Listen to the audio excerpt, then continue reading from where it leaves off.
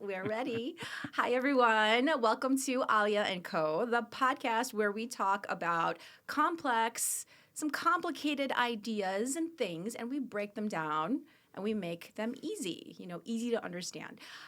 Today, we have an interesting topic. The topic that we will discuss is pretty important and heavy. It can be pretty heavy at times.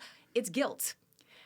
I mean, there's so many instances where a person might feel some format of guilt. Like if you're, say, for example, a stay-at-home mom, and you've handed your kids a device and just let them rot all day, and then meanwhile, your neighbor over there is making marshmallows from scratch, making bread, packing lunches.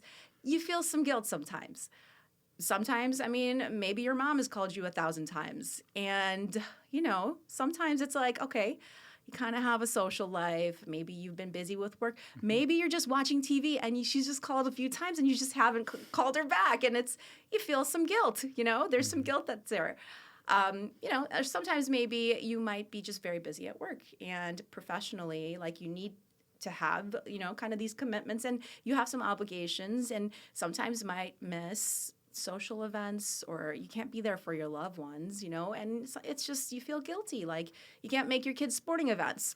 It's happened to all of us. All of us have experienced guilt in some format or another. But the kind of guilt that we're going to discuss today is pretty heavy. It's survivor's guilt. And I know that it's a very a topic that requires a lot of delicate handling. And our guest has been through quite a bit. And I'm just going to very generally introduce him, and then I cannot, do the capacities of the things that you have done and describe them as well as you. But just to kind of just put it out there, he's a former UN Councilman. He is a serial entrepreneur in the tech space, and he is a genocide survivor. So, Ahmed, welcome so much. Welcome to the show. We are so happy to have you here today, and I would just love for you to introduce yourself in a way that I can't. I'm not doing any of it justice, I would say. You're doing a great job. I'm definitely going to work out an agreement so you could be my hype woman. Your hype woman? Okay. Yeah, and just introduce me, to the stage. We'll work something out. Great. So Ahmed is the name that my mother gave me, but I go by Flex, so that's the street name. Okay. Yeah. And that's the first thing people, where did that name come, from, right? So that is a story in itself. I'm originally from Somaliland, and as you said, I'm a genocide, survivor, and we left and were able to restart our lives in the UAE, in Abu Dhabi, in the Emirates, and that was a blessing. And the UAE at the time in the 80s, still a new country, so I was able to experience, something really cool. The people there were very welcoming, and, so I've lifelong friends. I've, obviously family that are still there, as well. And that's where the name Flex, came from. In high school, I attempted amateur bodybuilding, and I failed miserably. So that was my sentence. Okay. The name stuck. So you remember those infomercial products, App Flex, those. So yeah, I bought some of those. Bought some of those. Yeah, so I was like, I don't have time for this type of discipline.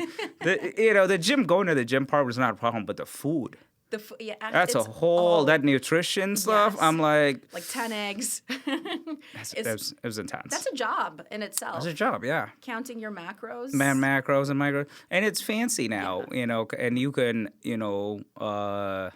study that on YouTube, and there's but before it was like no, there was no internet. Yeah, we go to I'm the aging library. myself now, but yeah, it's pre-internet. It's I feel like we'd go to the library. Yeah. It's like you'd have a question. Yeah. And you'd ask your parents, and they wouldn't know. And then you're like, okay, well, Yeah. I guess I'm going to go to the library. And then you'd go to the library, you'd find like a general book, and then you still wouldn't know because then you still wouldn't have the answers there. It was a different time. And my refuge was the Abu Dhabi Cultural Center. Okay. And it's a massive, place in the library, bit. My father was happy to just drop me off and come back like 8 hours later. Okay. But I would immerse myself in books from all over, the world, so I need to make a note to make Go it. back, Yeah, right? trip there specifically. I go back every year Okay. to the UAE, but specifically to that place because it just has a big, Okay.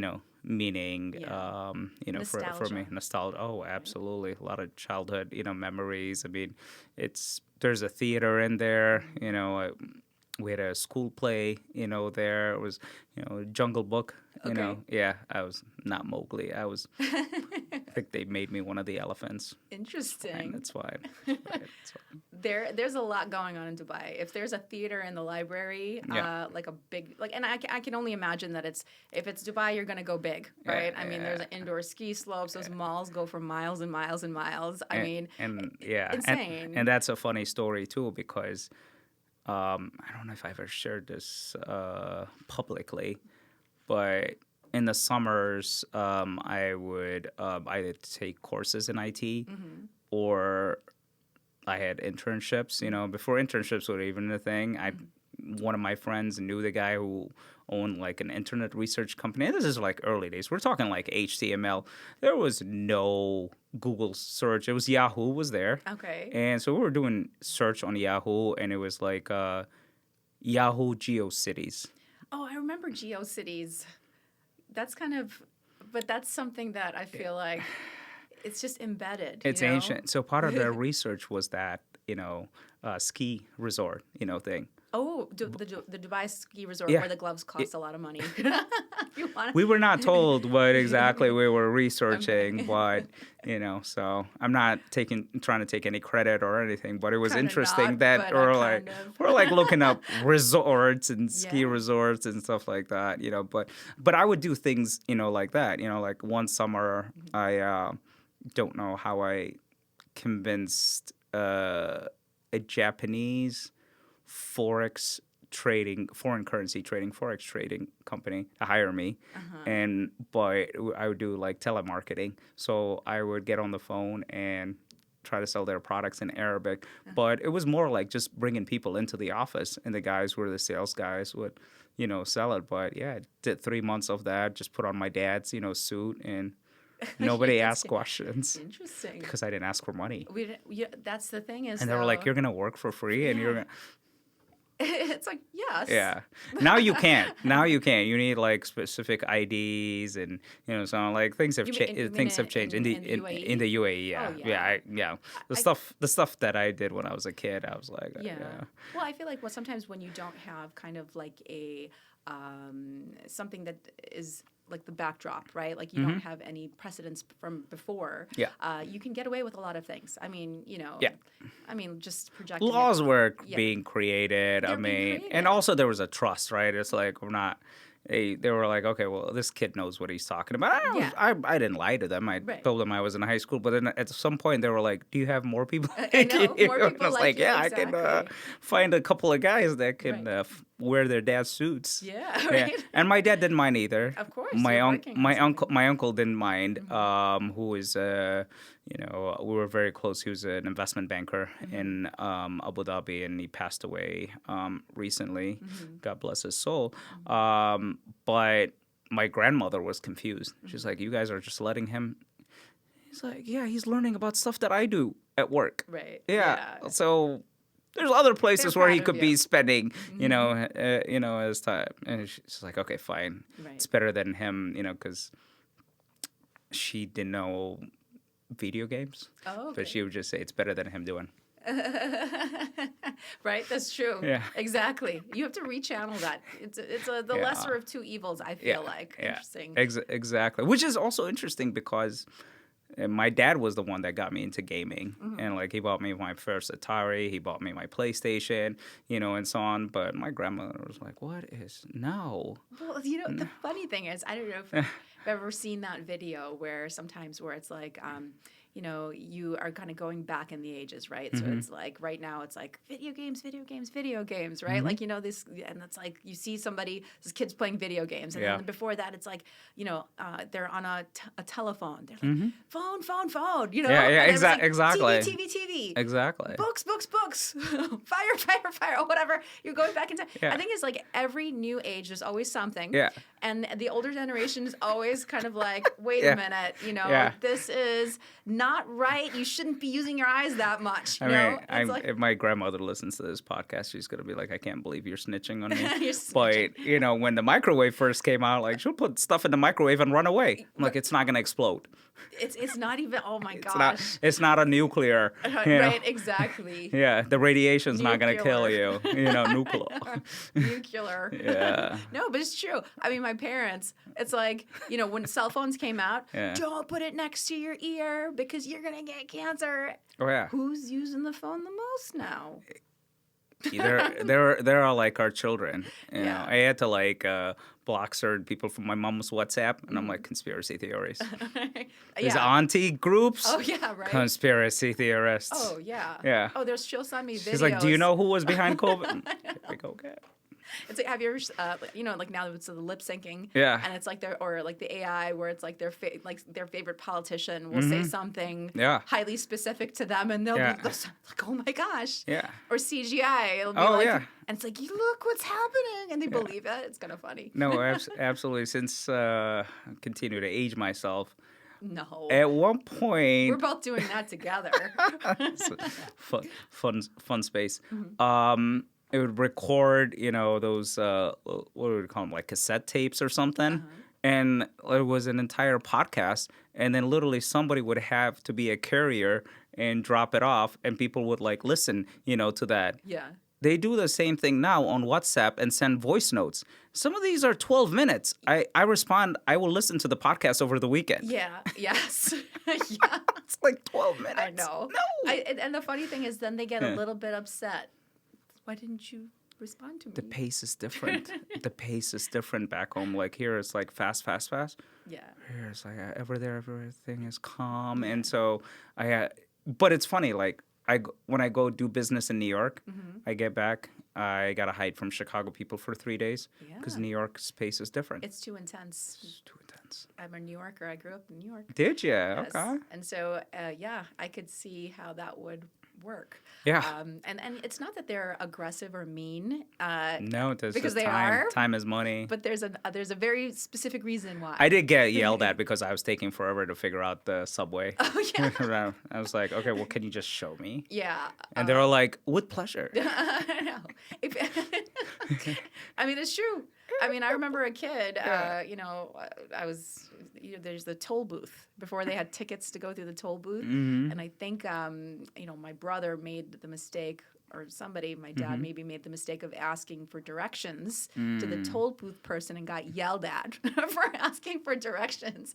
I was like, okay, They're machines. They're on it. But like I said, I love doing business there. And in my bio, I was very fortunate, to have a seat at the UN's Economic and Social Council, ECOSOC, and that came about from the not-for-profit, that I co-founded. It's called Muslim American Leadership Alliance. Okay. MALA, which is a storytelling, platform. And the reason why I partnered with a few people to do that was I was just getting tired about the narrative about Muslims in America. Right. And Islam I wanted to do something to change it. Yeah. That Islam has a marketing problem. It's a big, massive PR problem. I mean, I'm like, there's 2 billion of us. We're not all assholes. I know. If we were, then there's a problem. But there's 2 billion of us. Right. That's true. So let's talk about all the contributions that Habibis have made. Yes. Or what? Yeah. Come to Dubai. Come to Dubai. Yeah. Math, science. I mean, I've been to conferences with people that are chief data scientists that don't know the contributions of Muslims and Persians and Arabs and to, modern day, math and, science. Right. And I was like, well, let me help you. Yeah. Or another stat that I would use is Muslims are 1% of the population. They're 10% of the doctors in America. So there is over 1,000% representation in one industry alone. Mm-hmm. Now, if the media was focused on how many lives we save Mm-hmm. every year, yeah. So sorry, I'm a little bit of a nerd. No, but yeah, I mean, I love yeah. statistics. I feel like that, and actually it provides like a backdrop. It gives you like a more perspective, I would say. Flex. Yeah, exactly. Thanks, Flex. No, for sure. Yeah, I mean, because I was getting tired of, because I mentor kids and they're telling me that they're getting bullied at school, especially after September 11, like their own teachers are bullying them, and it's not fair. Yeah. So I did that, and it was such an enriching, experience because we did a project with Malala Yousafzai. Did her film screening, her film premiere here in Chicago for the film He Named Me Malala. And so the audience got to see her relationship with her dad, which was really beautiful. And then the studio was like, yeah, let's partner and do some more stuff. And like, okay, participant media, and I love them. Yeah. Feel free to tag them. Okay. I was like, yeah, we definitely need resources because we're new. And I'm like, okay, let's work together. And they were great. And then through them, we got connected with another studio, Picture Motion. And so what I would do is I'll host like film screenings in like different, towns and cities in America. So one of the Malala screenings was for the Somali community in Minneapolis. Oh, wow. And there was an issue that happened there where 40 kids were kidnapped to go fight, with Al Qaeda, and and I met all those mothers, and they were just confused. How could this, happen? But what happened was they were being groomed by somebody they trusted, which was the local imam in the mosque. And so for Muslim immigrants, that's a safe space, right, for the kids is the mosque. So their whole reality, got shattered. And other Muslim organizations were like, okay, well, we gotta do some PR, thing, contain this, this is pretty bad. But I'm like, no, stop containing it. Let's talk about it because it's a big problem. So we did the Malala screening and, so many kids, showed up. And that was the first time people outside the community came to, sit with people from the community, young high school kids who are like, oh, I didn't know my friend survived war. We go to school every day, So, yeah, we filled an entire, gymnasium. Yeah. Which was pretty cool. So I did that Malala project for 2 years, and we did one at the UN General Assembly. That was pretty sweet, too. See, that's the thing is though, and now, I mean, your involvement with these NGOs and these initiatives, I mean, I'd love to hear where it stems from, because, I mean, you yourself have had some very unique experiences. Yeah. And I think just to put a pin, I'd love for you to get into that, but before we do, I think for a lot of viewers, and this is also, forgive my ignorance, everyone, because I am highly ignorant at a lot of things. I'm good at a lot of things, but I'm bad at a lot of things. We're students of life. Students of life. Yeah. I thought Somaliland, and I know maybe this is just, I thought that it was part of Somalia. So legally, yes. Legally, we're looked at as a breakaway, republic. But we have our own, parliament, our own military, our own, borders. We had a, civil war, and how deep do you want me to get? Well, I think just kind of a base, so it's not right. So Somaliland is not part of Somalia. No. So, and what is the? But if you ask a politician from Somalia, he'll tell you it's better. Yeah. If you ask a politician from Somaliland or somebody from, we're like, we absolutely, are not. But we're distant cousins. You know, Okay. we all speak the same language. It was just unfortunate that there was a dictator that came from the South that decided, hey, you know what? I'm gonna wipe out an entire, clan, which is my clan, the Sak, clan. He also targeted like other clans in the South and so on, but primarily it was my clan because we were just a large opposition, Okay. block, for him. And the backstory too is we were a British protectorate and the South was colonized by the Italians. Okay. So the ideas were different. There's a lot of fascist stuff that was taught, to generals, and so on. So that man also was his name's General Siad Barre. Okay. He was connected to the former USSR. So we're also victims of the Cold War, as many, countries, were. And so for us, we united with the South, with Somalia, so Somaliland and Somalia, in the 60s, in the spirit of brotherhood. And we gave up a lot. The capital was in Mogadishu in the South and so on. And when the dictator came into power, he just went the socialism, route. So we lost all our, assets and everything. But then on top of that, he just started killing. In what format? Like what did that look like? I mean, so overnight, it's like if you owned a company, if you owned a business, now it's state owned. Okay. Yeah. So from that the socialist aspect. Yeah. But then how about like wiping out? It starts slowly. It starts by targeting certain people, but then after a while, he creates a particular force that focuses on like torturing and killing people. So my maternal grandfather, was former Minister of Finance, and he refused to pledge allegiance to the new dictator, and he was in jail for 7 years, and he was tortured, and and then after that he came to trial. And what saved him was the people that he helped over the years, including the nomads. And they bribed them, told them, hey, testify against him. And those nomads took the money, but then they testified for my grandfather. But they're so smart. But, they did it in a way where they praised the government in court for giving them for the donation. And then the judge was like, oh, my God, we just admitted to a bribe.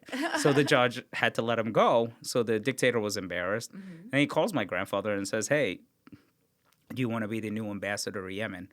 My grandfather was like, no, we got a score to settle. Yeah. And so everybody was like, hey, man, this guy's crazy.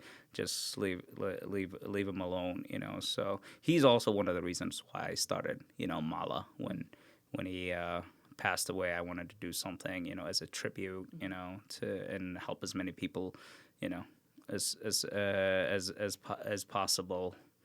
To get more of at least the true story, kind of to be able to put that out to the public for sure. Yeah. I would love to know more about like your childhood experience. Mm-hmm. I mean, so as these things are happening, at what point was your family? Were you very young? I think you were mentioning to me before that. Yeah, how old were you? Yeah, when I left, I think I was almost 4 years old. Oh, okay, so you're very little. Yeah, 3 and something. How like what experience, what memories do you have? I have vivid, memories. I have a lot of happy memories. I have, I mean, it was a long time ago, but and it's interesting as a kid. I don't think scientifically it's hard to retain those type of memories, but I do remember the experiences. But then after a while, it was like we had to go, and not everyone can leave at the same time, or also not everyone can leave to the same place. So my dad, before I was even born, he went to the UAE to look for work. And then he was basically offered, an opportunity to go study abroad, and support, and then he was able to bring us after I was born and all that, to the UAE. So he laid the groundwork before we even, left. But then the first time I came back was in 1994. So it was like, I think, a year after the Black Hawk Down. So, but this is in the north where I'm from. It's called Hargeisa. And yeah, it looked like a scene of like The Walking Dead, the experience, because everything is blown up. There's landmines, everywhere. There's Even after, this sort of event, just the occupation of that sort was happening, do you think? So what happened was we fought a guerrilla war and we kicked out the dictator. Okay. But it's like we were civilians, right? So people became militias, and so you had to disarm people over time because you're creating a new government, new, infrastructure, everything. But we landed in the port city of Berbera, and just getting to Hargeisa, where I was born, there were like 6 checkpoints. Yeah. But they recognized my grandfather, and we were young guys, and my grandfather was so generous, because the driver was just like yelling at him, telling him, "Why are you giving them, money? These guys are like militias and they're bandits." And I was like, "No, they're still my kids." Yeah. Yeah, because the minute they see him, like, let him through, Right. let him through. But he's like, "No, here's some money." Yeah. Yeah. It's complicated. It's very It is, and I learned, and you just learn a lot from someone of his stature just by watching him, Right. and how he moves, and just by his deeds and by his actions, So so definitely he's had a big influence on my life, and his cousin was the prime minister of Somalia at one point, and foreign minister as well, and UN Security Council, president. So that was a beautiful moment for me to go to the UN on my own merit, which my dad was like, "Really? Why are you taking it the hard way?" Right. Exactly. Let's call somebody. And I'm like, "No, I want to do it, on my own, merit." But I remember the day that I went to the UN library and I pulled out like his, speeches, my grandfather Omar Arte, and showed it to my co-founder, and she was like, "Wow." Yeah. That's amazing. So I have friends that, from different countries, but their family is involved in politics. And I think that something that is very similar is that being able to be proud of the history of how your family has created impact. Yeah. And it sounds like, your family has really put in quite a lot of work. That's at the forefront of your mind, right? And their minds. Yeah. And growing up in that constant worry of how are we going to make this better? How are we going to improve our situation, but not just our situation, everyone's situation. Which is where the guilt comes from. Yeah, exactly. Yeah. And so you're doing it, and also your family on a macro level, right? I think that, individually, independently, as humans, we have our own individual guilts, things that we might feel guilty about, but it doesn't often extend to other people. And so, survivor's guilt.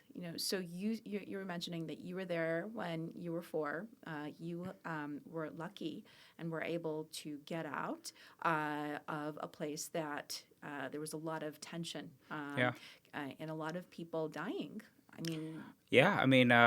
Planes will take off from the airport and literally like bomb, the cities as if it was World War II, like, Dresden. They would shoot, at people. When I came back 10 years later in 1994, I went on some of the, like the mountains, and like the blood has not fully dried in the stones.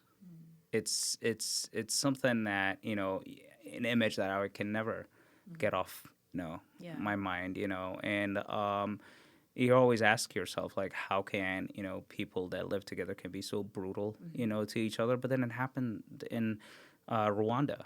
Like, my aunt, it was one of the first human rights activists, and she sounded the alarm bells when she went to, Rwanda of what was, happening against, the Tutsis. And it's unfortunate, because history tends to repeat, itself, and it always starts with, like, small messages of hate, then it builds and it builds up, So when I started my not-for-profit, I wanted to make sure that I brought people together. So the film screening would be like a calming effect because that was the house rules.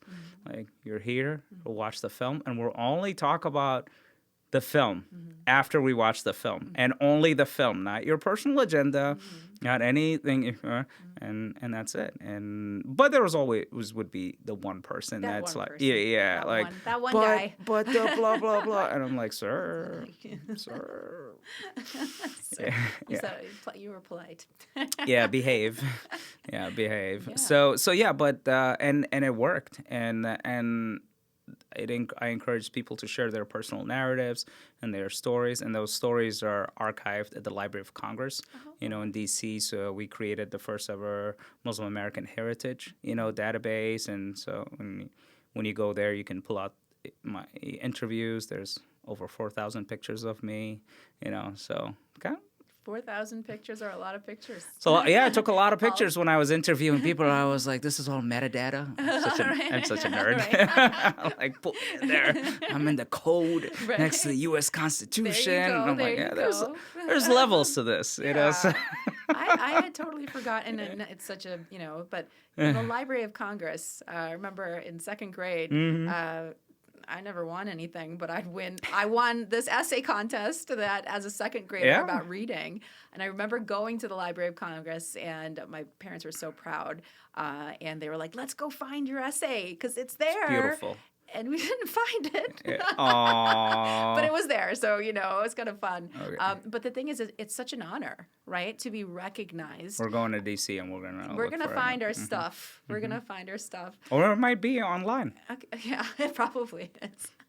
If they've digitized it, I think, if they had the funding to digitize it, I would say. Yeah, for sure. Yeah. No, we were very fortunate. And I got to also give credit to a non-for-profit called StoryCorp because that was a strategic partnership, with them. So they would have this set up at the Chicago Cultural, Center, and I would bring in and interview people, and then God bless those folks. They would facilitate it, help transcribe it, create the keywords, for the search, bit, edit it.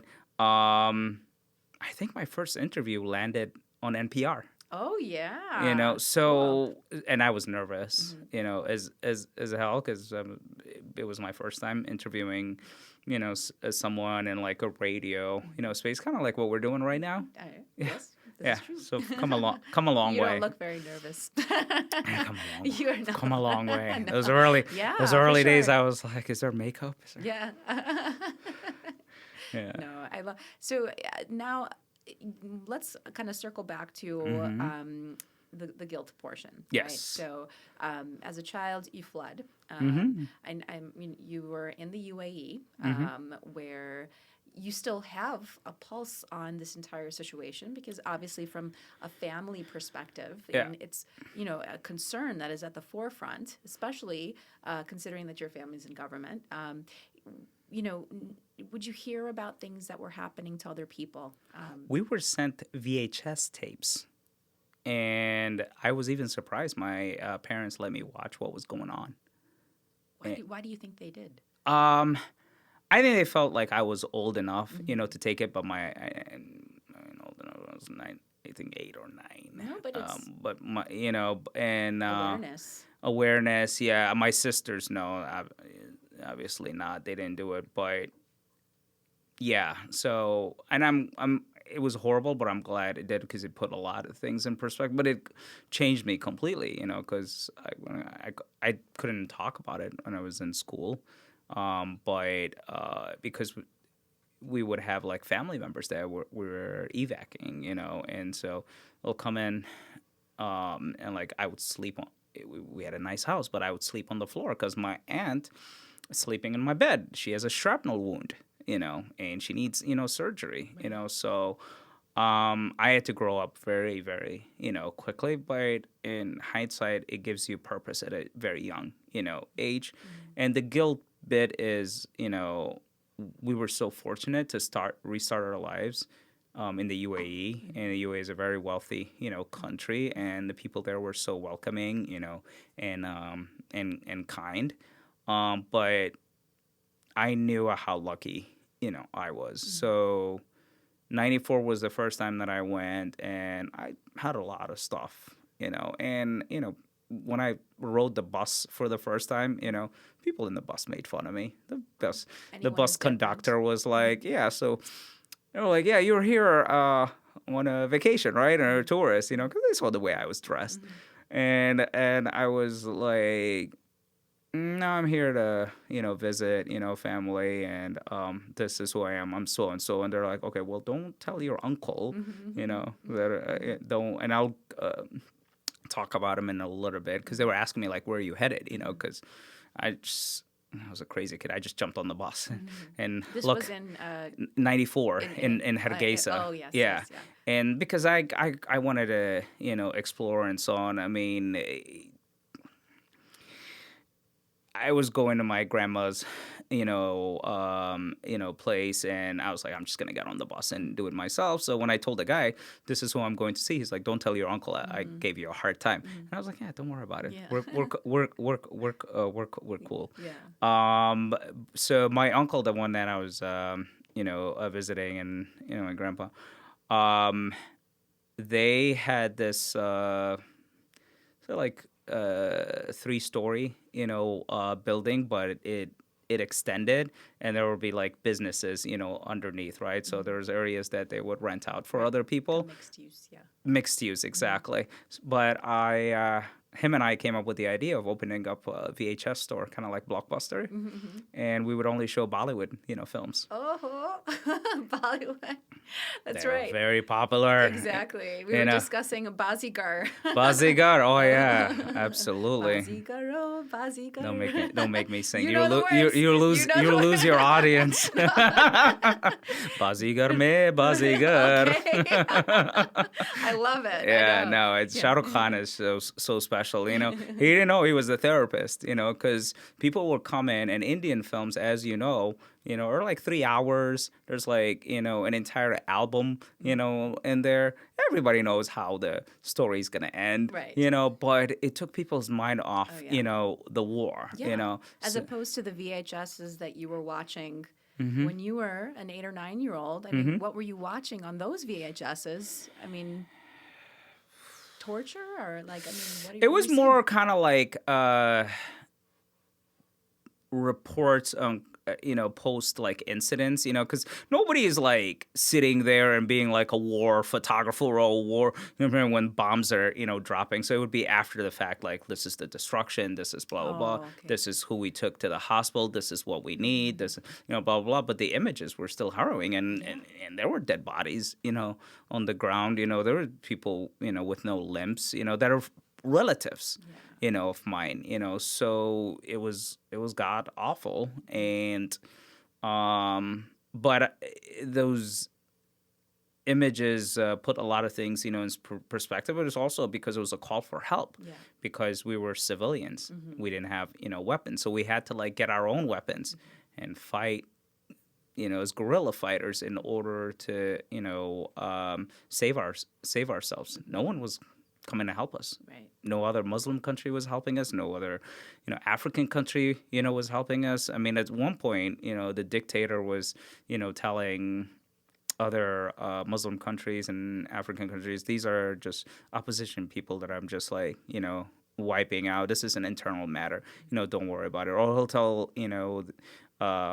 certain folks, and I don't think it's public record, I'm wiping out Somali Jews, And it's just like, what? Yeah. So he did, a lot of damage. We don't know the exact numbers.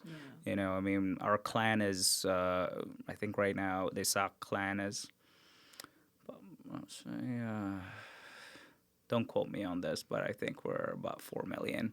But we can all trace ourselves to like one man and I believe 2 women. Okay. Again, don't quote me. It's in Wikipedia. Sheikh Ishaq, God bless his soul. He came from the Arabian Peninsula. He was like, Somaliland, I'm staying. Is your community very small in the sense that if somebody does something everybody will know. Oh yeah. Oh, An absolutely. email goes out, And and everybody knows. and I'm a descendant of his first son, Uh-huh. so it's extra responsibility. These things, are it's a lot of again guilt. Like a lot of so you gotta move in a certain way around the world. I mean, I've it's a blessing. Yeah. Like for the longest I was like, oh, this is a lot of heavy stuff, but as you get older, you're like. There's free Airbnbs all over the world. Yeah. Yeah.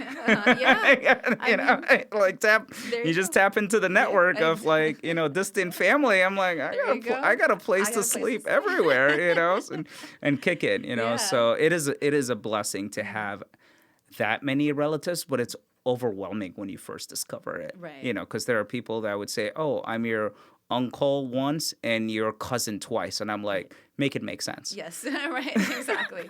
Exactly. Have you ever done a 23andMe? No, I refuse. You were I'm a tech guy. Yes, I refuse to yes. give my information Yes. to whatever Yes. database. Mistake I have made.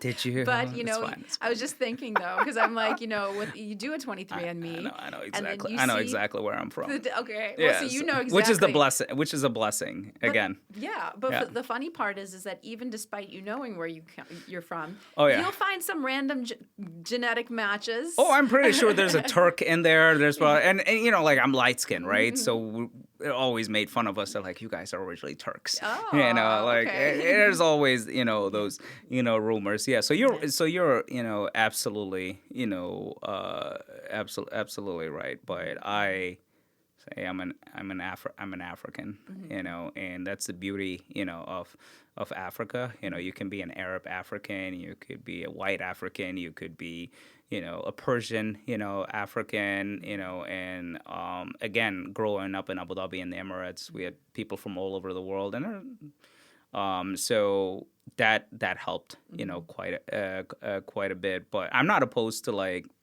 finding out exactly the composition. But what was your experience with 23andMe? Oh, well, I would say that it's really interesting because you can track the first woman, because it's a maternal line, kind of dating back to almost, I don't know how many years that we've been alive as humans. Yeah. But the first woman, it will track back to her location, where she originated from, and her migration path. So it'll be like, for example, mine, somewhere in Africa, was the first woman on my mom's line, went to kind of like the Arabian Peninsula, and then migrated somewhere over to, or migrated, whatever. Yeah, there's a difference. We're cousins. Somewhere to India. And then, Iran. It's a mixture. So I find that that's really interesting because at least you know the path. Then they talk about all the places that you have hair because somebody in your genetic, it'll tell you things you already know. You are more, predisposed to have hair in these places, and your ears are inverted. And that's fascinating. I know that already. That's fascinating. It's intriguing. It's intriguing. And then you'll find random cousins that you're like, and I was going to say is that if you do one, you will find even more cousins that you don't really talk to. I hit my quota. Yeah, because I feel I need an app now to exactly keep track because there's a lot. I mean, I got cousins as far as like Sri Lanka, India, Malaysia. Because people get on boats and they go places. Right? Or on camels, and you're like you go from Somaliland to Nigeria. And then you find out later on, oh, they had kids over there? Yeah. Or Morocco. Right. I got relatives in Morocco. There you go. That's amazing. The world has gotten so small, I think, Back then it was smaller because travel was easier. Right. So like where we're from in like Somaliland, the pharaohs called it, like the Puntland. Okay. The land of the Punt, and it translates into the land of the gods, because they would come down the Nile and then cross over and it was shop, over there. Oh, okay. So we were like the OG mall. Okay. Yeah. So yeah, all right. But they didn't know we were like grabbing stuff from China, from Right. India, and so on. They didn't know. Right. They didn't have a Interesting. GPS back then. Right. They did not. Yeah, they did not know. So we're like, of course, we got everything here, Right. like a one-stop shop, I know. So yeah, so they and that is something I discovered, later on. So right now, we're in the process of building an Egyptian museum in Somaliland, Oh. in Hargeisa. Oh, Yeah. interesting. Wow. Okay, so that's cool. So when you go back every year? I go back every year, and I've got social impact, Okay. projects, Yeah. over there. I also helped my family build, 12 schools, over there. Actually, my uncle and my aunt, started, their schools from like one of our bedrooms. Wow. So we'd have the original kids in there, and this was I think actually 97 when I went back. Again, I think it was 97. Yeah, and now graduate. I think we graduate like, again, don't quote me, like anywhere from like 300 to 400 kids. Oh, wow, that's amazing. A year, so they go study in Turkey, Yeah. Malaysia, all over, and we've reestablished, universities, as well. But it's like, as a kid, I'll play SimCity, but it's the same thing. You're literally like rebuilding an entire, country, and everyone is, helping, right? So those of us that were called diaspora, right? We would send the money. Okay. Send the money because, we're also not recognized. So in the beginning, like nobody's going to trade with us, necessarily. So people dependent on the money from the diaspora. Okay. And now we're, at a stage where we have a business deal with like the government of Dubai. We've because we have the largest port in East Africa. Okay. And so we just, rebuilt, that port. And so we're doing business with Ethiopia and Dubai and so on. So even though we don't have the international recognition, we're doing, some trade. And God willing, that's going to come in due time, So, but these things, take time. They do take time. Yeah. Yeah. So speaking of time and GPSs, how did you get to the U.S.? I mean, I know that you're a techie, and I know that we were also kind of touching upon in a previous conversation how it was very difficult for you to talk about this topic of the guilt, survivor's guilt, in itself. I'd love to understand what that looks like for you. I mean, that healing process of, seeing that so vividly and knowing it and hearing it all the time. How do you live day to day? Like, I mean, you mentioned it was difficult.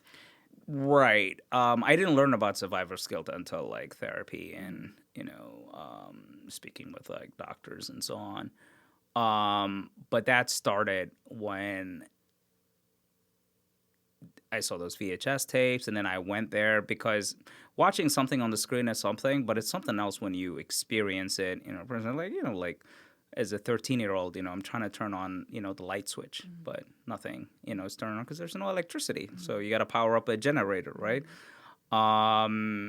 And we still were also like well off compared to like all the other, folks. So for me, the next trips that I made over the summers, I would bring stuff with me from the UAE, but I'll come back home with nothing. So like Dubai chocolate. That was not popular back then, That was not. That's new. That's new. Okay. But it would be something like, like for a kid, a prized possession is back then Sega Mega Drive. Okay, all right. You weren't skimping. I let him have it. And in fact, my uncle, the one that the VHS store, we set up another area where we had a big TV and people will come and play. That's Sega games, So Sonic the Hedgehog is pretty popular. Oh yeah.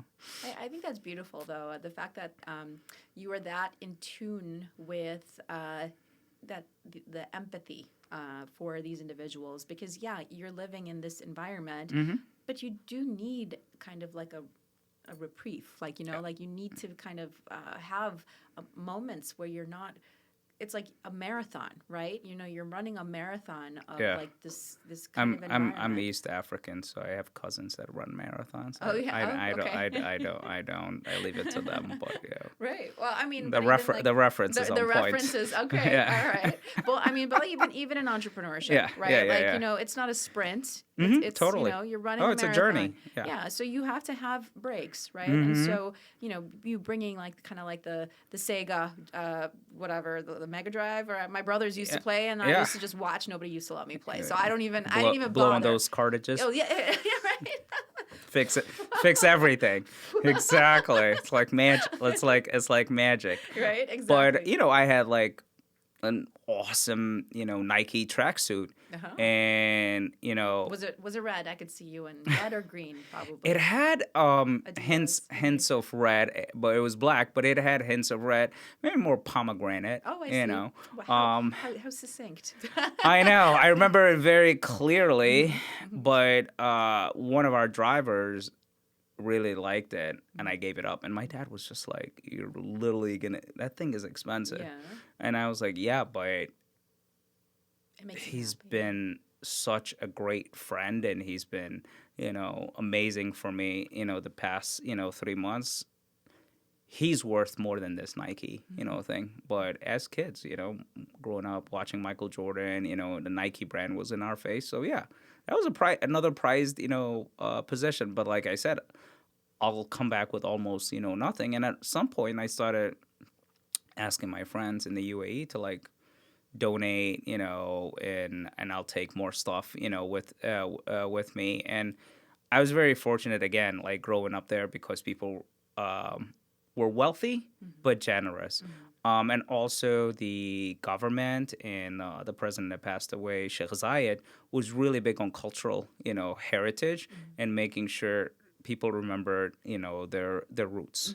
And that was a very unique, you know, experience. Yeah, there's this, you know, extreme wealth, you know, everywhere, but people were human beings, you know, first. So again, you know, I'm very, very fortunate, you know, I have family members that had a, you know, tougher time. You know, I've had family members that died just trying to get to, you know, their next, you know, destination. You know, so again, that's where the survivor's guilt, you know, comes from, because I was able to I was given another chance, but and a chance, you know, to thrive, where my dad, you know, became an entrepreneur, you know, himself. You know, he could afford putting us in private, you know, schools, you know. So experiencing that, you know, and then coming to America, I came to America as a political asylee, because my family was always in the system. And I landed in Chicago because my uncle lived here, and my mother, you know, as well. So my mother came, you know, before me. But I always knew I wanted to come to, you know, Chicago, Michael Jordan, and, you know, other. He's pulled a lot of people. He to did. Chicago. He put Chicago on the map. I mean, so for like kids in Africa, they're like, hey, there's a black man that's flying, Air Jordan. That's it. In case closed, you know. And I mean, he put basketball, you know, on the map in like so many, you know, different, you know, countries. So yeah, so experiencing survivors, you know, guilt, the term, I learned about it, you know, later on through, you know, therapy. There's other things that I learned, you know, through therapy, but I didn't process my own grief. I actually didn't have time to mourn because it was just helping other, you know, people. But I remember the first time I spoke about my experience with genocide, I was at a Jewish museum in New York, and I tell you, it's like the movies, like things just started flashing, you know, like film reels. I didn't expect to get super emotional. And I got super, super, super emotional because that was the first time. I thought I'll be fine talking about it, but it was like a movie. It's like all the images and so on. I was like, yeah, I gotta. I gotta slow down and like pace myself, and yeah, but I'm really big on talking about it, now, especially with like my younger, sisters. There's certain things that they didn't experience. What were They you talking, like, what do you think was it specifically that made you feel like, what was the hardest part? I mean, because I understand that realization where you've lived your life, right? hmm And that's your life. You can't compare it to anybody else's because you know your lived experience. hmm And for you, you're like, well, I did it. That's what life is, right? Yeah. But then when you speak it out loud and you hear it, maybe that, hey, I've been through some shit. Where was that at that point when you were speaking at that center? God, the first minute. The minute I started talking about it, and it was all because it was in a public setting. I haven't done that, before. And I was like, whoa, this is different. Yeah. And that part that messed me up was like, I didn't expect to see the images as I was talking. Right? It's like you're looking and staring, at the audience, but all of a sudden it's like there's a giant projector screen and you're seeing everything, in vivid, color. And yeah, but it's also because I probably buried a lot of memories in a part in my brain that So these were your own memories it that was you were my talking own. about. Oh yeah, it was my own memories. As a child, as hmm a visiting. Yeah, I mean, I survived, a landmine, explosion. And you would think, with these landmines, you got to step on it. Oh, these guys buried like Soviet era, World War II landmines, and they just blew up by themselves from like the heat in the sun. And Just spontaneously. yeah, yeah, you didn't even have to step on it. And you were near this? It was next to our home. So this was in '94. So we cleared the landmines, I think, by the time I got back in '97. But in '94, the landmines were still. So I could have easily also stepped on a landmine, but thank God, that did not happen. But this one exploded next to our home. So just like the movies, when people like fly and an explosion happened, that happened. Like I flew from one side of the room to the other. Wow. The force was just like, incredible. And I just like landed on kind of like the, what do you call it? In British English, cupboard. The cupboard. The cupboard. Oh my gosh. Yeah. And your family was home with you? Like, were you, how old were you? Yeah, family was home. Yeah, I was 13. Yeah. So you, Not everyone was safe. It just detonated outside on its own. first thing in your mind when after that happens, who did you think of? What did you think to do? I thought somebody dropped a bomb. I didn't know what was happening. I just Who did you look for? What was your next step? I laid on the ground because I didn't know if there was another bomb that was gonna drop. It's just it happened so fast. So and then I just get up and I'm like, and then obviously one of my uncles explained, that these things happen, and I'm like, you guys are talking like this stuff is normal. Right. Yeah. And I think it takes like saying it out loud in front of an audience that has not been through that and telling them to make you realize that what you went through was traumatic. And you got to paint a picture, right? Right. So while you're painting the picture, but for you in your eyes, it's a movie that's being played in front of you. I did not expect that. So the next time I was like, okay, I gotta.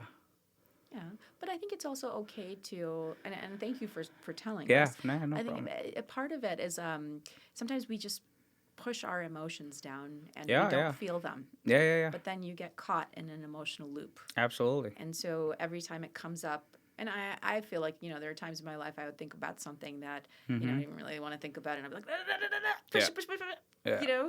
But you realize is that it keeps coming back. And I hear, like the fancy words of, you have to process your emotions, this and that. Emotional intelligence. Right, Like we're human beings. We have feelings. Right. Right. And at the end of the day, as being an IT guy, like even the computer needs to process Yeah. The input that you give it, like even a computer, needs to be plugged in, even your computer has that option where it says sleep. You can put your computer to sleep, a computer overheats, so same thing with, human beings, and we just need to be more kind, to each other And ourselves too. and ourselves. No, absolutely, absolutely. That's So last. A lot of times that comes last. Most people don't realize. yeah, And I think that specifically in your case, like, it was duty first. yeah. It was duty, honor, family, expectations. It was always, duty first. And, and also when I started interviewing people for my non-for-profit and I started collecting other people's stories, I learned that there's so many people that have similar, journeys. I've learned that so many people have, adversities, that they triumphed, over, which is something that also needs to be, celebrated, right? So I think it was like post-traumatic growth, or something like that.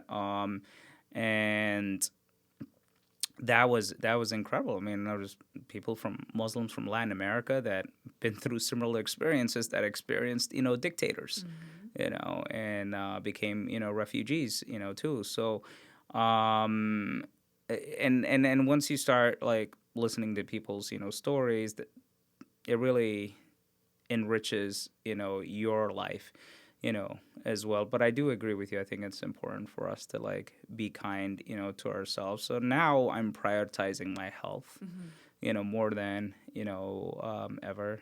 I got into yoga. Oh, yeah. Can't You're do a all the yogi. poses yet, but we're getting there. It's a practice. It's a practice. That's why they call it a practice. But you know. it's awesome. No. It's awesome. Yeah. Yeah. And I know that specifically, at least what I'm hearing from you is that you have this duty to shed light on other people's experiences, a lot of social impact that you're involved in with helping, and especially those individuals that have had these experiences that are PTSD, traumatic experiences of these kind of like social conflict, but not just social conflict, but then there's like, for example, we were talking about how you also mentor, and you mentor kids on the south side of Chicago. And so, I mean, at least And the west side. And the west I side. gotta represent both sides. Okay. All right. No, but it's true though. I think that in terms of traumas, there's a book. I don't know if you've read The Body Keeps Score, where it talks. I haven't read it, but I heard of it. Yeah, it's a very interesting book on the how your body really feels it remembers the experiences. Even though your mind, your thoughts, you might kind of suppress, forget, tell it to sweep it away, but your body remembers that these were the feelings I felt. I felt that explosion. I felt these things. Your body's never going to forget that. And so there's a part in the book where it was talking about soldiers that had been to war, and they have these experiences, the PTSD. Go talk to therapists and stuff like that, and it's not the same kind of experience when someone else has no idea. They know all the words to say to you, but they have no idea what that experience was like. And what it mentioned was that these vets, they actually do really well in circumstances when they're around other veterans that have had similar experiences, right? Yeah. And so even on the south side of Chicago, while it might not be in kind of like a conflict zone or that, I mean, actually, I'm not going to say it is a conflict zone. I mean, the kinds of lives that these children have to live, just surviving, is very difficult. No, absolutely. And they open up to me once I tell them my story, right? So they can relate, and but somebody else not gonna like open up to them, and they'll share stories about how recently a friend of theirs died, or somebody's trying to recruit them in a gang, and so on, but I'm trying to remember the non-for-profit. I think it's called Lumity. They basically would send me to different, high schools and different schools, to share my story and talk to kids, which was cool, because I'm having a great experience with the students, but I'm also having a great experience with the teacher. Mm-hmm. So the teacher is on the in his desktop computer is like, where are all these places? You know, Yeah. he's trying to like keep It's an you know, keep education awareness. Yeah. it's an education. It's, you know, awareness, and I got some, you know, awesome pictures, you Mm-hmm. know, with the kids, and I was, you know, it's hard to tell somebody to trust the process if they've never, you know, seen, you know, the process. But if they see somebody that looks, you know, like them, that's coming in a suit and, you know, talking about IT, and also making it relatable, you Mm-hmm. know, and talking about, you know, the rapper that passed away, DMX, and Mm-hmm. how, you know, the name DMX, you know, comes from, you know, a Japanese, you know, drum machine that was made. And you talk about, you know, the IP that's created by, you know, kids from the south side and the west side of, you know, Chicago. You show them, you know, trap music that's created, you know, on the south side, and kids in other countries doing trap music, you know, Mm-hmm. in Arabic. They Mm-hmm. start thinking differently. Right. And then you show them how to access this stuff on Wikipedia and so on, and you give them a path. Mm-hmm. But they trust you because you have shared trauma, shared experience, and you look like them, and they're like, okay, Mm-hmm. there's a path. And then, you know, there's nothing more beautiful than years later Mm-hmm. you find out, you know, that, you know, they went to college, or they're doing, you know, something, you know, really cool. I mean, that's really, you know, heartwarming. Mm-hmm. And it takes like an hour Yeah. out of your day Yeah. to go speak, you know, to these kids. And again, like, you don't have to be black. Mm-hmm. You don't have to be African. You don't have to be, you know, from the, you know, community. Mm-hmm. But they got to be able to, you know, relate to you. Yeah. And that's key. And yeah, and kids, you know, surprise you. And I learned so much, Mm-hmm. you know, from kids. They're 12-year-olds and 13-year-olds are my R&D, Mm-hmm. you know. Mm-hmm. So if you want to find out what's the next cool thing, then I'm going to ask the kids. Oh yeah. Well, they'll tell you, Yeah. you know. So yeah, for selfish reasons, I'm like, Hold on. what app are you guys doing? It's true. Never heard of that one. It's true. There Like, are these the kids. teacher is like, thank you for coming, and we appreciate it. I'm like, no, I appreciate you. Yeah. No, So yeah. I can see how they would really appreciate And it. there's a lot of history, you know, and it's important to like reinforce, you know, that, you know, history. And so through my work also with non-for-profit, I went to like places like Louisiana, and I've been on like, you know, the Whitney plantation where Django Unchained, you know, was filmed, right?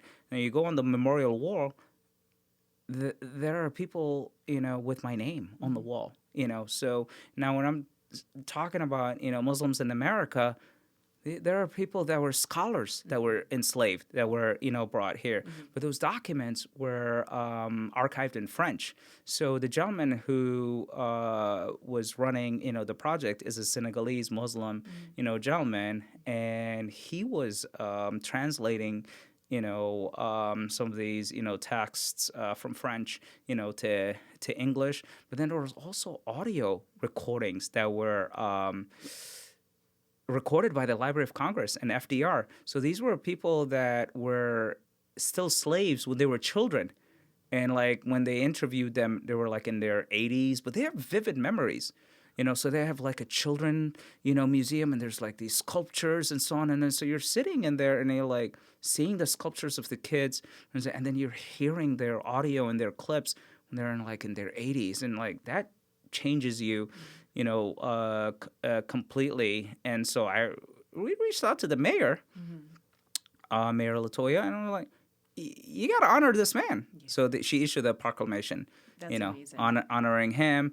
And then he wrote a book called Bukfe Gumbo, and he talks about all the contributions, you know, to America, those, you know, folks that came from those, you know, Muslim countries that were, you know, enslaved, from being the original cowboys, you know, to, you know, the food, influence, to music, you know, from like, you know, the blues and, you know, so on. And it's like, it all has like African, you know, roots. And I created a fellowship, you know, program. So our fellows with the organization were all crying because they were like, we don't know about any of this history. And I was like, I didn't know either until I went, down there, and then I did a book signing, with Professor, Ibrahima, and he was like so happy, and and again, like people were crying again when he was like doing his presentation, and he's like, Flex, don't you have like a party to take people to or something? Like I don't want them like all, crying, and he's like, look, don't feel bad. This is history, good or bad. Yeah. And ugly, but it's history, Right. and we need to learn, from it. So I highly recommend, that book, because there's so much of American, What's it history. called? Book Fay Gumbo. Book Fay. Mm-hmm. Oh, okay. Yeah. Oh, interesting. I that's the thing is I see kind of like a reoccurring theme about you in general, awareness, giving back. And it seems like that has been kind of your mission throughout your life in all aspects of all of the endeavors that you're starting, be it even in entrepreneurship. You're giving back because you're trying to make a situation better or kind of improve something. Mentorship. And just being able to bring awareness historically, but then also societally to all of these different kinds of places. Do you feel that that's kind of the link, in a way that's your therapy, is to be able to go back out there and help people in a place that you knew that maybe you didn't have that or you weren't able to. Being a tech, geek, it's in my code. It's in my it's in my DNA. I've come from a long line of, teachers. So like, and people that are merchants, so we traveled, we did trade, and you got on a camel. You had to go talk to people. You had to like, barter with people, before currency, was invented. I mean, we shipped coffee to the Arabian Peninsula from Ethiopia. Before anyone, did, from the port of, Berbera, and that's why it's called Arabica, beans, so this is all like DNA, stuff, and that's what I tell kids, on the South Side and the West Side. I'm like, you come from kings and queens, and when the dances, that you're doing, that's also, DNA, and then you show them, people dancing similarly in like Africa and so on, and once that connection is made, again, I'm being a completely tech nerd, that's the main, server, and you're basically going back, to the main, server. So I always encourage, African Americans and, Black Americans, it's like, go to Africa, and Africa is a continent. So don't only go to Ghana, don't only go to Nigeria. We got Afro beats in East Africa, too. Okay. It's a massive, continent, and you'll be surprised how welcoming, people, are going to be, or just, long lost, cousins. Right. And that's how I approach it, and I constantly like pushing people to go on like, those, trips. And I also am very involved with the African diaspora in Chicago. We have an event that we do. It's celebrated internationally. It's called Africa, Day, and so that's kind of like my initial introduction to people, because they're going to meet the Consul General of Senegal, the Consul General of Egypt, and so on, and they're like, "Wow, I'd love to go to Senegal and do business." Like, here, that's amazing. They'll help you out. They'll take care of it. I mean, there is two African American, brother and sister. They have a massive business in, Senegal, and it's a farming business, and they're, producing rice and so on, and they're doing great, but they're also benefiting, the community and the country, so, and these stories need to be told. I mean, Steve Harvey has got a Family Feud in South Africa. Oh, I didn't know that. It's doing great. Interesting. So, you should check it out. You should check it out online. Yeah. Well, all right. Yeah. Yeah. No, I mean, so he's from.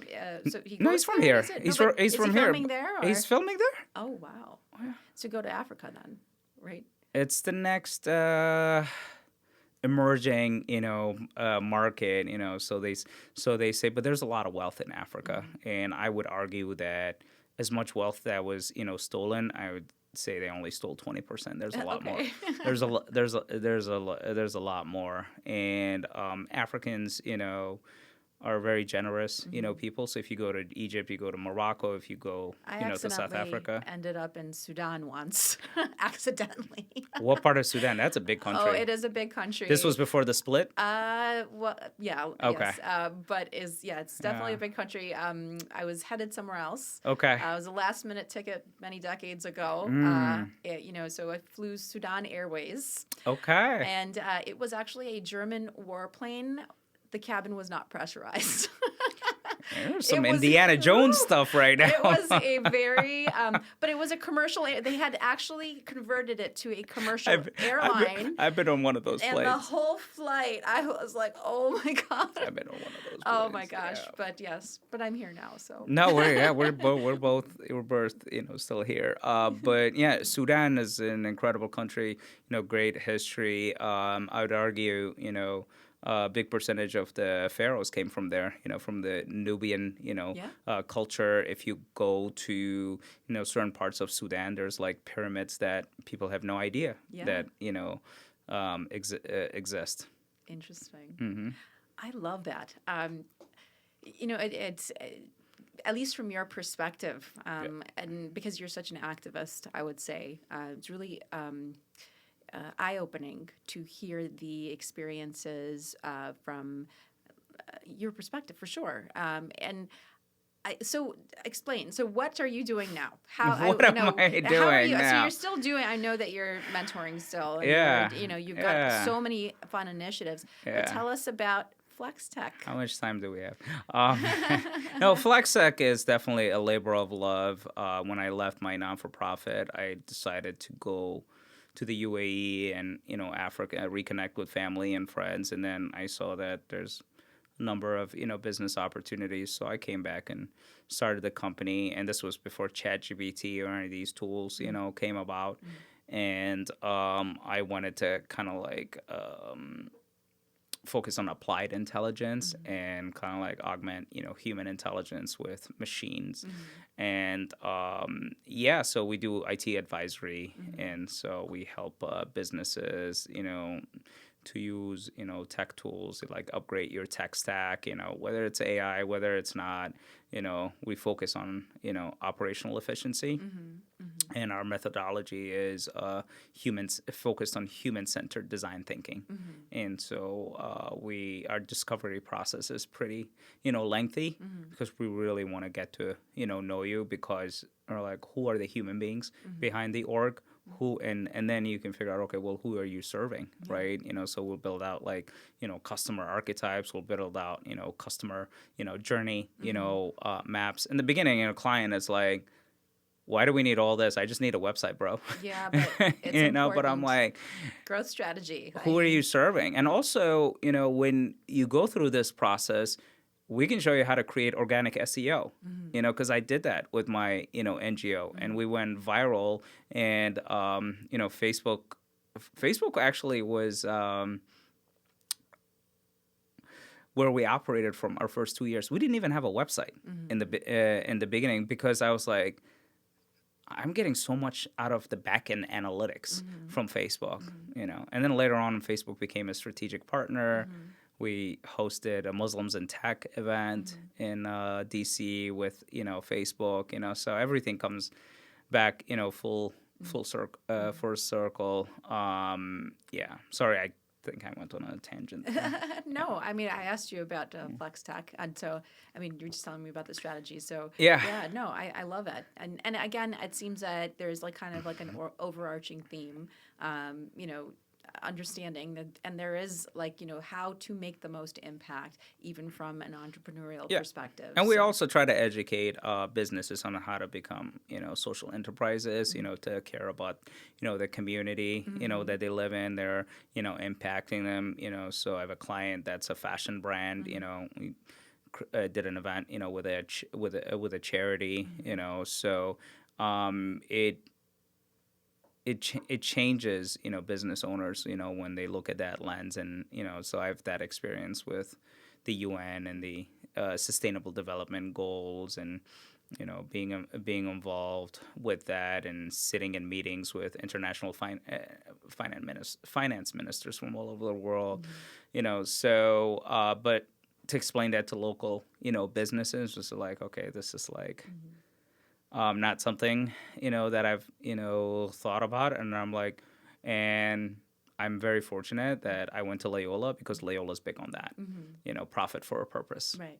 So you can still make a profit, but you can still have, a purpose. And, I do business with a lot of Loyola people, so it's in the ethos, in who we are as Loyola ramblers. I'm a proud rambler. Okay, rambler. Yeah. No, for sure. So just last question before we just have a few minutes. Sure, no problem. Having had this discussion with you, Mm-hmm. If someone is going through, because I would say survivor's guilt in itself is not something that people know to identify sometimes, because you were just surviving, right? And there are many different ways that and different kinds of traumas and experiences a person can have. I mean, your experience, the lived experience that you had was, as a result of an extreme situation within, genocide. But there are many traumas that a person that can have. What would you say to them? What would be first steps if you're looking, and maybe this story of yours is resonating with somebody? What do you do first if you're trying to kind of wrap your mind around it, and how do you heal from or start to heal with relation to something like that? How do you even start? Yeah, the start part is, difficult, to answer because we're all, different as human beings and we have different, journeys. But the important thing is to try to seek help, because therapy is not something that was even talked about, in our culture until, recently, right? If you went and saw a therapist and a doctor, people would be like, oh, he's a crazy person, right? So it's the stigma, absolutely. So we're in a different place right now that's unfortunately, sometimes people still bring that up, but for the most part, people are more receptive to seeking therapy and so on. I talk to somebody and start there. I think that would be a good place, to start, and be kind to yourself because, when I was interviewing, folks for my not-for-profit for the stories, people were sharing personal, narratives. There are stories that people never shared with anyone, and and so yeah, we would cry, in the studio, So yes, men cry too. It's okay. It is okay. It's okay. It's okay. It's okay. So and again, later on, after speaking to therapists, they told me that's a form of therapy, and it's called testimonial therapy. Okay.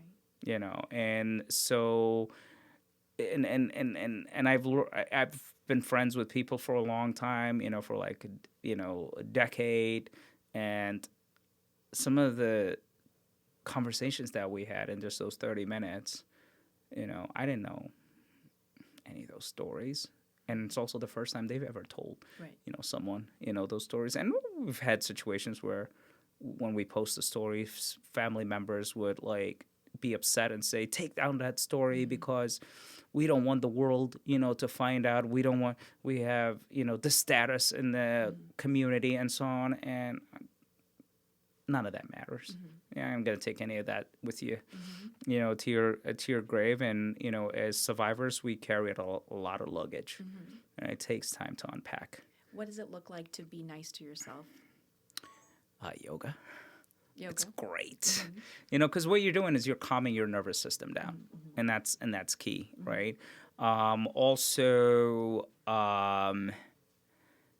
focusing on kind of putting yourself, first. And it sounds selfish, especially for people that come from certain cultures and there's duty and, honor, and so on. But if you don't take care of yourself, you don't take care of your health, you're not going to be able to help anyone, So that's why it's important to be kind to yourself.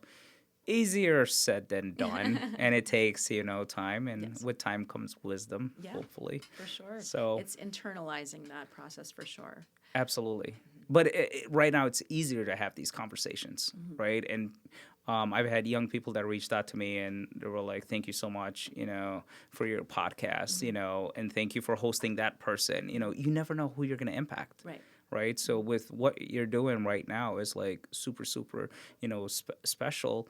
That the stories that come out of it, you don't know who you're gonna, impact, and there's a beauty, in that. I'll give you an example. At a young lady who emailed, not emailed me, she messaged me on LinkedIn, and she's a principal at a local school in Egypt, and she was an international student in DC. And we had an office in DC, and we would host like cultural events. I would partner with different embassies, as well. And she said that helped her quite a bit because she was very lonely as an international, student. And she's like, I'm teaching all the things that I learned from you guys, and to like my kids. And then her school won like a Guinness, record, thing. And I'm just like, I've never met this person before, but they're in my LinkedIn DM telling me all of this, and I have tons of examples, like that. And that's like just pure, unfiltered, human, connection. So just by sharing your story or, creating space, for others, you don't know who you're going to impact. Absolutely. And so you're doing something really, cool. So I appreciate you for having me on. Well, likewise. And I think that I'd be very interested to know how can we reach you? How can we figure out how to also be a part of this impact? Because you have so many unique and interesting endeavors that via your own podcast, which is so cool. And all of these kind of mentorship opportunities and all of the different NGOs events that you're sponsoring. Tell us where we can reach you and how we can learn more and help. No, absolutely. From a help standpoint, I always tell people pay it forward, right? So help, anyone, and don't expect anything in return, right? And it's gonna come back to you, right? But if people want to reach out, I'm on LinkedIn under Ahmed Flex Omar. They can check out the podcast, Tech in the Hood. They can reach out to me on Instagram, Tech in the Hood. Matter of fact, on the way, here, I was chit-chatting with a young man who's a father and a soccer coach, and he's driving Uber and talking a couple of things, and he's looking to start a soccer, podcast, and he's like, can I reach out to you? Can you guide me? Can you blah, blah, blah. I'm like, absolutely. I love that. Yeah, happy to help. And also I'm a big soccer guy. I'm a miserable Arsenal fan. Oh, okay. But I'm loyal. You're loyal. I'm okay. loyal. I love that. I love that. Since 1995. Okay. 1990. Something like that. Yeah. I love it. Well, thank you so much for being here and sharing your story. I mean, I've learned something new, and I'm just so honored to be able to hear your story and that you were able to share it and with us. I think that's really great. So thank you for being here. Truly my pleasure. Thank you for having me. All right, great. Yay.